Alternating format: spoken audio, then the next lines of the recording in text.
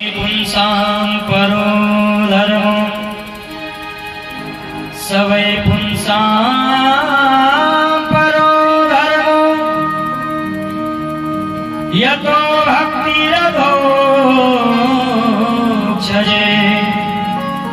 अहेतुके प्रतिहिता ययात्मा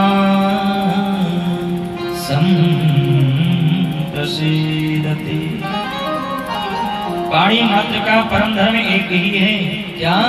भगवान के चरणों में प्रेम है।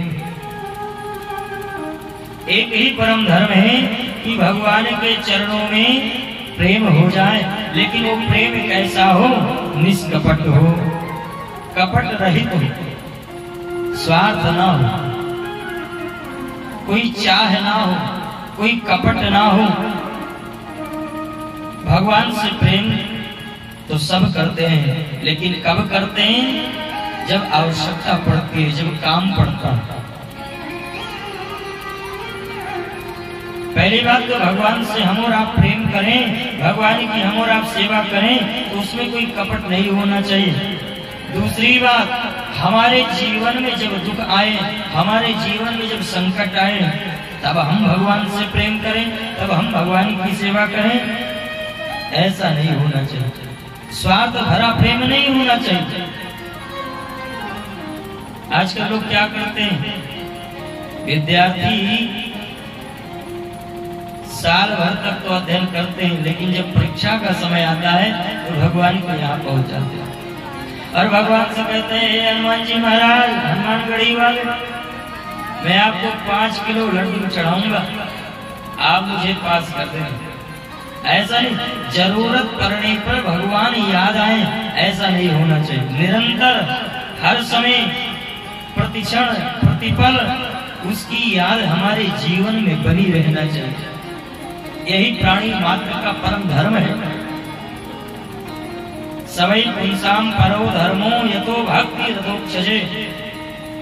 हमारी भक्ति में कोई कामना ना हो, कामना रहित हो, निष्काम भक्ति ही परम धर्म है। और निरंतर सतत प्रेम करते रहना चाहिए। जैसे एक माँ अपने पुत्र से प्रेम करती है, माँ अपने पुत्र से प्रेम करती है, कोई स्वार्थ नहीं होता है, कोई लाभ नहीं होता है। बेटा अगर बाहर चला जाए कमाने के लिए, बेटा ना याद कर पाए कोई बात नहीं, लेकिन माँ हमेशा याद करती रहती है। माँ हमेशा अपने पुत्र को याद करती रहती है। स्वाभाविक प्रेम है उसका। भगवान के प्रति हमारा स्वाभाविक प्रेम होना चाहिए, जैसे माँ का पुत्र के प्रति स्वाभाविक प्रेम होता है। चाहे पुत्र घर में रहे, चाहे परदेश में रहे, माँ निरंतर अपने पुत्र को याद करती रहती है, अपने पुत्र का खबर लेती रहती है, समाचार पूछती रहती है। किसी न किसी बहाने अपने पुत्र को याद कर ही लेती है, खबर कर ही लेती है। करती है कि नहीं करती? माँ का वात्सल्य पुत्र के प्रति स्वाभाविक होता है, उसे कहना नहीं पड़ता, बताना नहीं पड़ता है। जैसे परदेश गए हुए प्रीतम को उसकी प्रिया याद करती है, ऐसा प्रेम होना चाहिए, स्वाभाविक प्रेम होना चाहिए भगवान के प्रति। ऐसी सहज प्रीति भगवान में होनी चाहिए, ऐसी प्रभु के प्रति हमारी सहज प्रीति हो, स्वार्थ भरी नहीं। हर पल हर क्षण परमात्मा का चिंतन करते रहना चाहिए, उसी याद करते रहना चाहिए सहज रूप में। भक्तों ने बहुत सुंदर गाया है कि हर पल तुम्हारी याद आती है।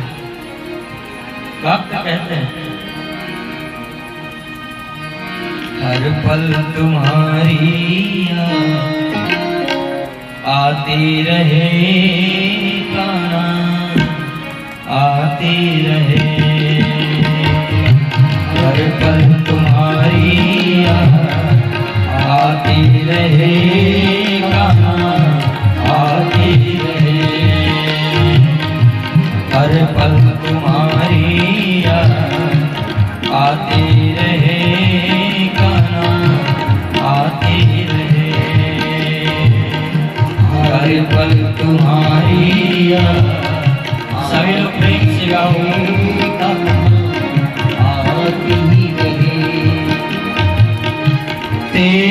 छवि मन को लुभाती रहे,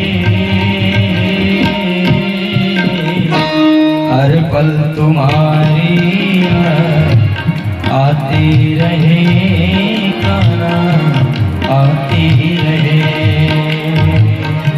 हर पल तुम्हारी आती रहे, गाना आती रहे। हरि बोल। ताली की सेवा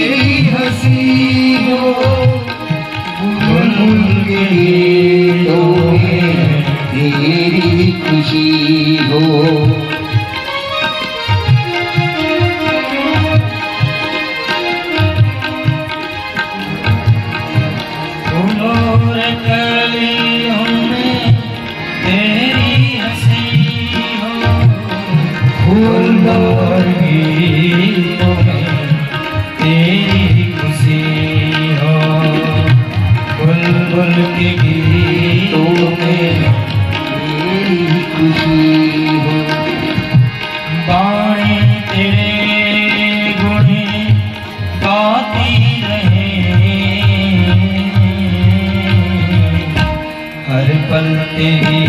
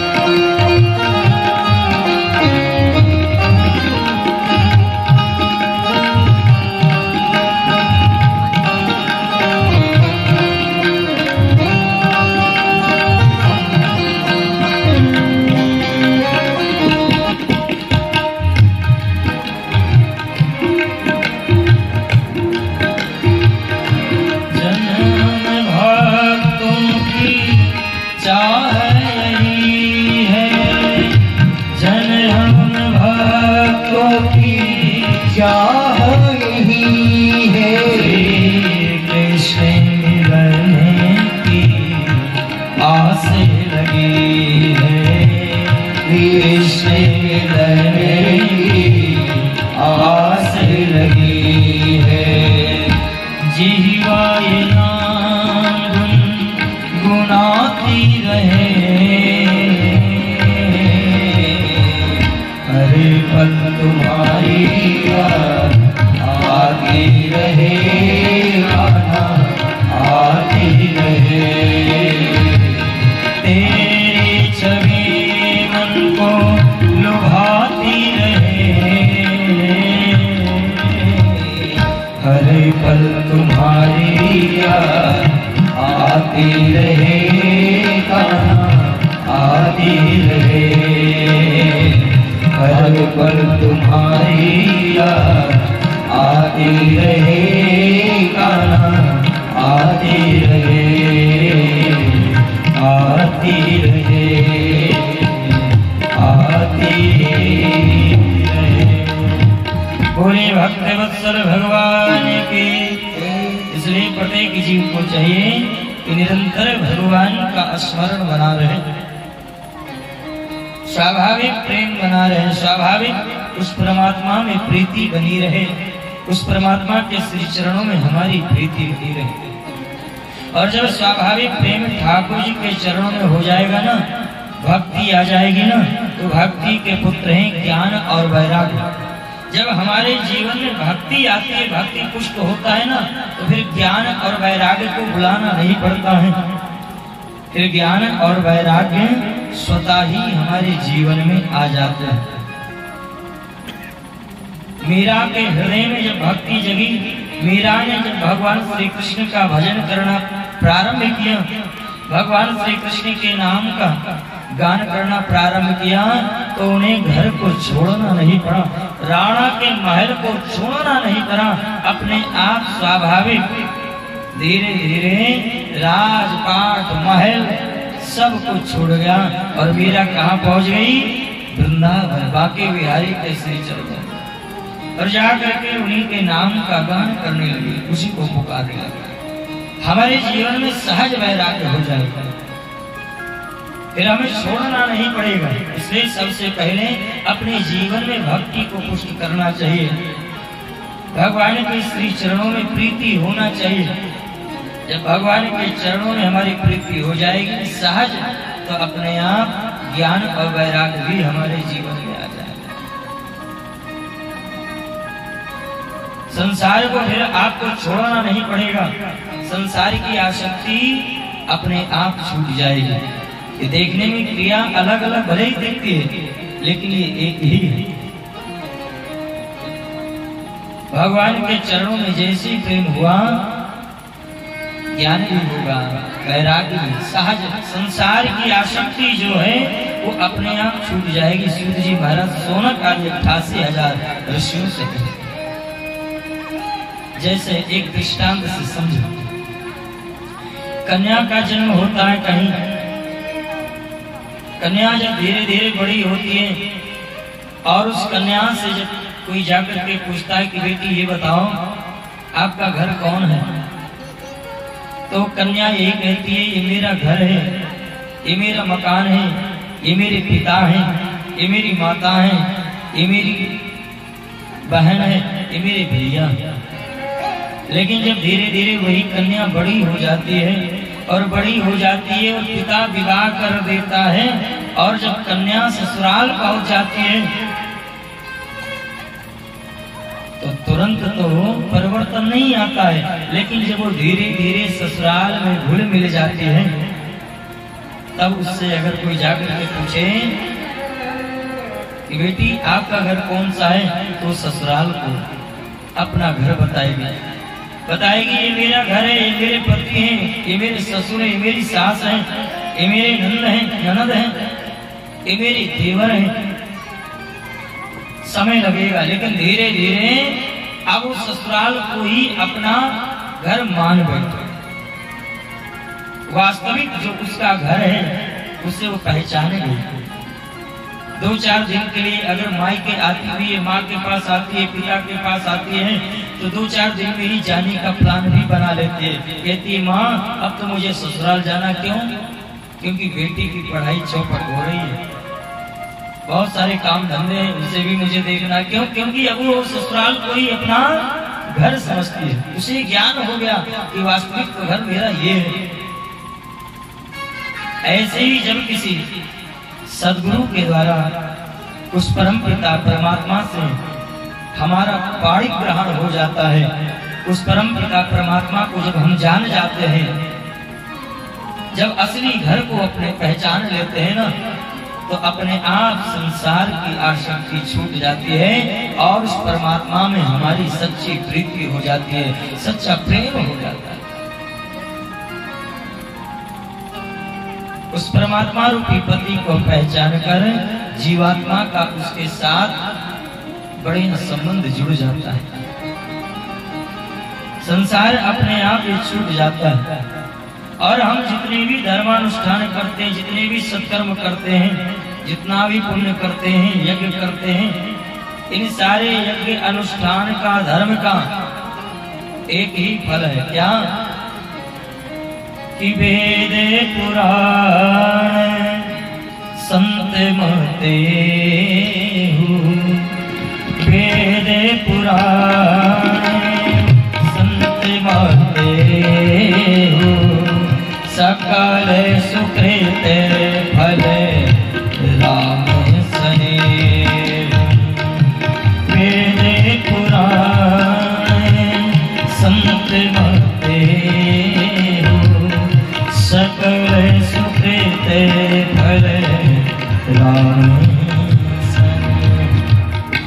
समस्त शास्त्रों का फल यही है, हमारे पुण्यों का फल यही है, समस्त धर्मानुष्ठान का फल यही है कि भगवान श्री हरि के चरणों में हमारा प्रेम हो जाए। वेद पुराण संत मत एहु, सकल सुकृत फल राम स्नेहु।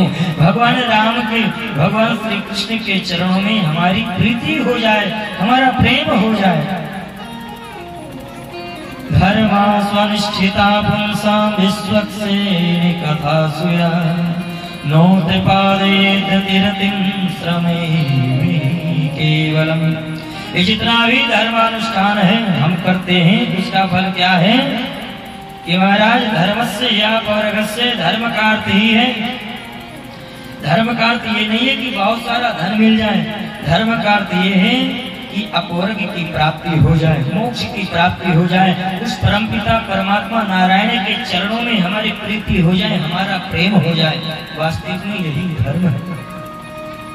और अगर हम धर्म करते हैं, पुण्य करते हैं, भगवत भक्ति करते हैं, भगवान के श्री हरि के श्री चरणों में अगर हमारे मन में प्रेम नहीं जगा, हमारे हृदय में भाव नहीं आया, प्रेम नहीं जगा, तो फिर वो भक्ति, वो धर्म बेकार है, वो सारे अनुष्ठान फिर हमारे विफल हैं। जिस अनुष्ठान को करने से भगवान के चरणों में हमारी प्रीति न हो। इस प्रकार से बहुत सुंदर सूत जी महाराज ने सोनक आदि 88,000 ऋषियों को समझाया। भक्तों को परमानंद प्रदान करने के लिए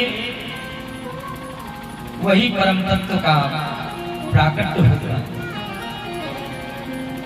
वो परमात्मा इस धरा पर प्रकट होता है। कभी राम के रूप में आता है, कभी कृष्ण के रूप में आता है। हरि अनंत हरि कथा अनंता, कहां सुने ही बहुविध सब संसार। भगवान का अवतार भी अनंत है, भगवान की कथा भी अनंत है। भगवान का कभी अंशा अवतार होता है, भगवान का कभी कला अवतार होता है। भगवान के मुख्य रूप से 24 अवतार शास्त्रों में बताए गए हैं और 24 अवतारों में 2 अवतार सर्वश्रेष्ठ माने गए हैं, पूर्ण अवतार माने गए। कौन कौन से? एक रामा अवतार और दूसरा कृष्णा अवतार। ये परिपूर्णतम अवतार है भगवान का। अंतर क्या है इन दोनों में? हमारे राघवेंद्र सरकार मर्यादा पुरुषोत्तम है और हमारे कन्हैया लीला पुरुषोत्तम। हमारे राघवेंद्र सरकार के नेत्रों में मर्यादा है। हमारे राघव जब जनकपुर में प्रवेश करते हैं, मिथिलानियां हमारे राघव का दर्शन करना चाहती हैं। हमारे राघव लखनलाल के साथ में जब जनकपुर का दर्शन करने के लिए जाते हैं, नगर भ्रमण करने के लिए जाते हैं, जनकपुर के सखियों को पता चलता है, रानियों को पता चलता है, तो अपने अपने अट्टालिकाओं पर खड़ी होकर के पुष्पों से भगवान का स्वागत करती है कि एक बार राघव की दृष्टि हमारे ऊपर पड़ जाए। लेकिन हमारे संत कहते हैं, महात्मा कहते हैं, तो मिथिलानियां बार बार पुष्पों की वर्षा करती है, एक बार राघव ऊपर की तरफ दृष्टि कर दे, निहार दे, हमारा भी जीवन धन्य हो जाए। लेकिन हमारे राघव ऊपर की तरफ दृष्टि नहीं करते, मर्यादा पुरुषोत्तम है। एक बार तो लखनलाल जी ने कह भी दिया, प्रभु ये जनकपुर की सखियां, ये मिथिलानियां आपका दर्शन करना चाहते हैं, पुष्पों से आपका स्वागत कर रहे हैं, और आप एक बार भी दृष्टिपात उनके ऊपर नहीं कर रहे हो। भगवान मुस्कुरा कर चुप होता है। युवती भवन झरोखन लागी, मिथिला की युवतियों को जब पता चलता है, मिथिलानियों को पता चलता, अपने अपने भवन के झरोखों से देखने लगती है, दर्शन करती है। लेकिन हमारे राघव नजर नीचे से ऊपर नहीं करते, मर्यादा पुरुषोत्तम है, मर्यादा। हमारे राघवेंद्र सरकार की प्रत्येक लीला मर्यादा में है।